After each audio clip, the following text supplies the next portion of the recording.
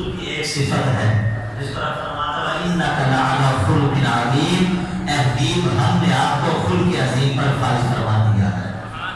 یعنی کیا مطلب کہ آپ خلق عظیم سے بھی اوپر ہیں۔ اللہ نے محبوب کی ایک صفت اور ایک عادت کو عظیم کہا ہے۔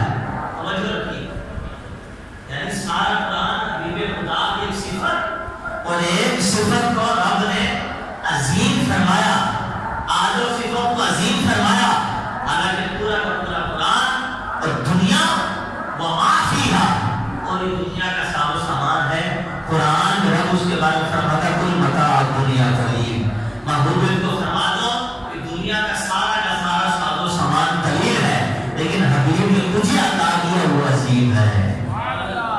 ایک صفت ہے کہ عادت حبیب کی عظیم، ساری دنیا کا ساز و سامان یہ قلیل ہے۔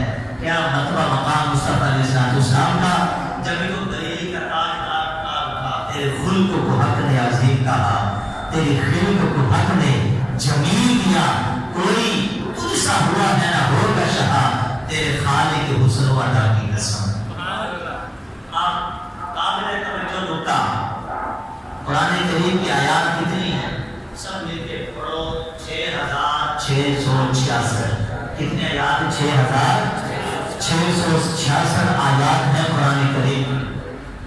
الف لام را یہ بھی آیت، حامیم عین سے قاف یہ بھی آیت، حامیم یہ بھی آیت، صاد یہ بھی آیت، قاف یہ بھی آیت، لیکن کسی بھی مترجم نے آج تک ان حروف مقطعات کا ترجمہ ہی نہیں کیا، کیونکہ اس کے مراد یا اللہ جانتا ہے یا اللہ کا حبیب جانتا ہے، ترجمہ کسی مترجم نے نہیں کیا۔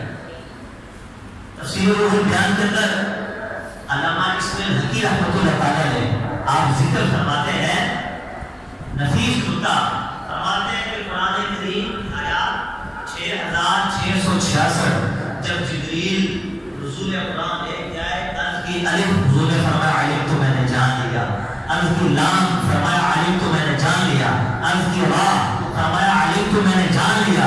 جبریل کہتے ہیں کہ آقا میں نہیں جان سکا کہ اس آیت کا معنی کیا ہے۔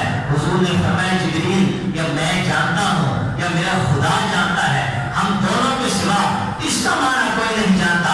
اب جو مفسرین نے نکتہ دیا وہ کمال کا نکتہ یہ ہے، فرماتے ہیں کہ قرآن کریم کی آیات 6666، یہ 6666 کو محبوب خدا کا ایک خلق کہا جا رہا ہے، حبیب خدا کی ایک صفت، پورا کا پورا قرآن ہے۔ تو پتہ چلا الف لام را یہ قرآن کریم